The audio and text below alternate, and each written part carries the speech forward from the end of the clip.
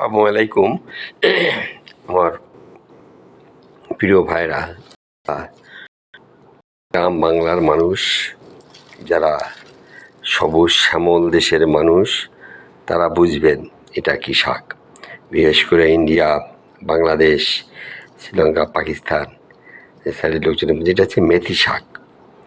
মেথি গাছ, আমরা যে মেথি খাই বিচি হলুদ কালারের, সেই মেথি শাক। সো এই মেথি শাকটা অ্যাকচুয়ালি, মেথি যেমন তিতা, শাকটা তিতা নয় অতটা, লিটিল বিট।